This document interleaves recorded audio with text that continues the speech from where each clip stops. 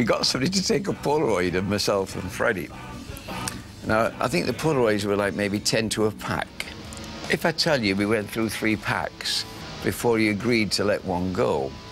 And that's my first memory of him, because my same face, have a little smile. Freddie, this way, that way, that way, that way, that way, that way. One after the other, and he insisted on keeping them all, and he chose one to let me have, and he took the rest. My real respect for Freddie when I first met him came from the fact that he was interested in other people more than talking about himself. He came to see all the shows I did in the West End, came to see me in song and dance, came to see me in all the ballets at the Opera House, and then he started going to opera, and obviously he ended up singing Montserrat Caballé, that Barcelona number. And also his, concern for my career even. He would say, why don't you do a concert at Wembley Arena rather than have to do 8 shows a week in the West End? You could do 2 big concerts there, and, fill the house, and you wouldn't have to do so much. He said, put up big screens, and he almost choreographed it for me there and then. He was just so keen. And then he would sit some nights, I would go back after a show, he would take us all to dinner. He was our meal ticket. We didn't have that much money in the ballet. And he would pay for everything, so generous as well. Freddie was extremely...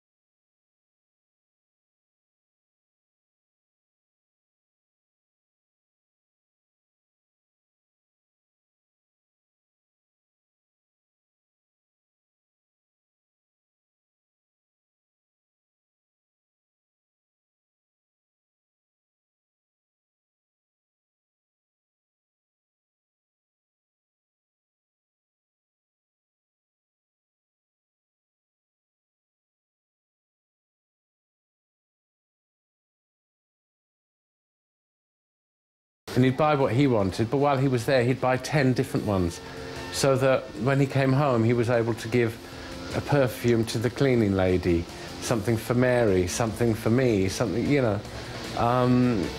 would never buy just sort of one of anything. He wanted to give. His pleasure was in giving.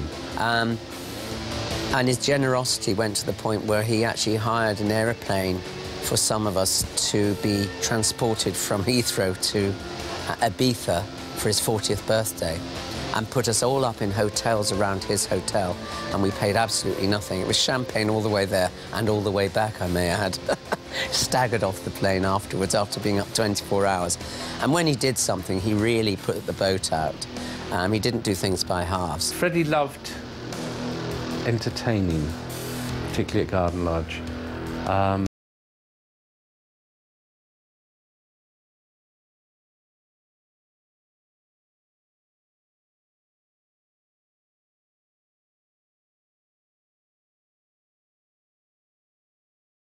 I'm not one of those people that like to go to sort of press receptions and all these... I like to sort of keep myself to myself more than anything, or go to places that most people don't frequent, to be honest. That's just me being me. But yes, I do have friends in the showbiz world. He loved entertaining. Freddie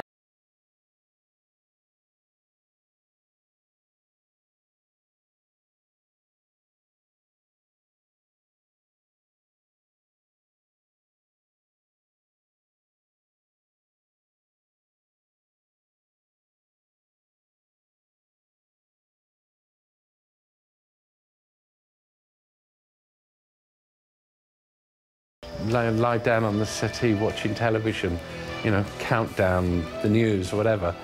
He loved that entertaining bit, just as he loved being entertained.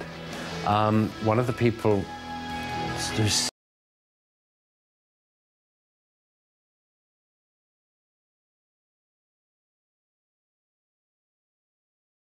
together was in a restaurant on the Fulham Road, the Meridiana. It was at lunchtime, and they complimented each other so well. And we used to fool around and just go out.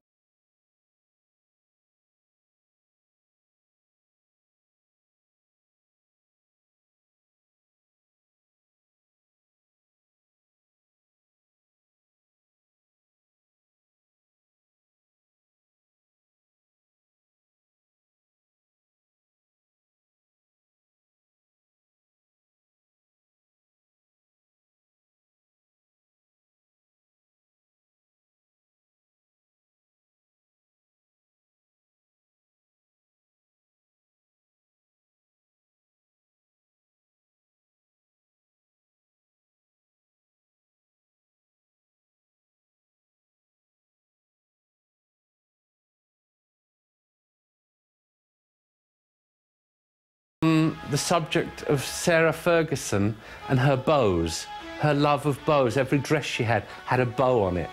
2 hours. We were just, oh, no, this one was bigger and this one was... But it was brilliant. It was amazing. I think what we really did have in common was a sense of humour. I used to make him laugh all the time, and he loved that as well.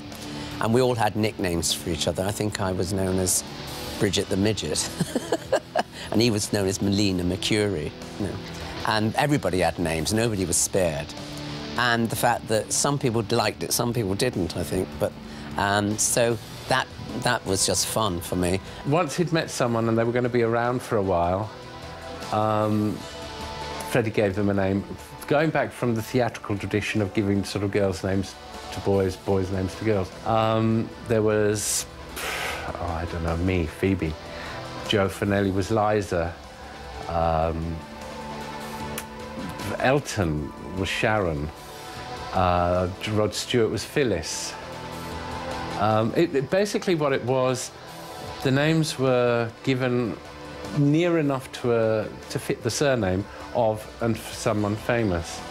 Everybody got a name. If he didn't like you, you didn't get a name, so then you knew that you weren't going to be part of the... you could never be part of that sort of inner circle sort of thing.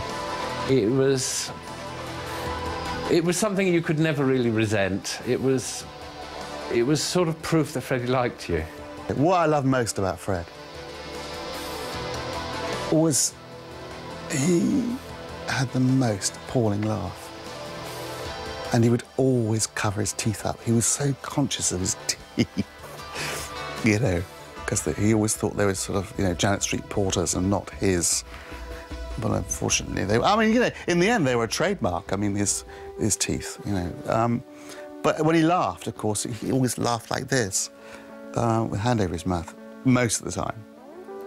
And I just always, you know, the laugh still remains with me, I must say, because you know, it was very infectious.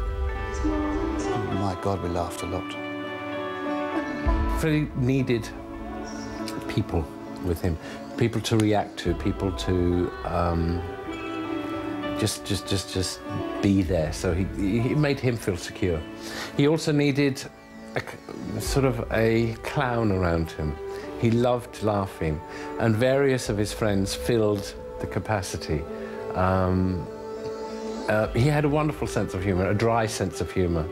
And so to be able to go from being absolutely camp and daft and just being silly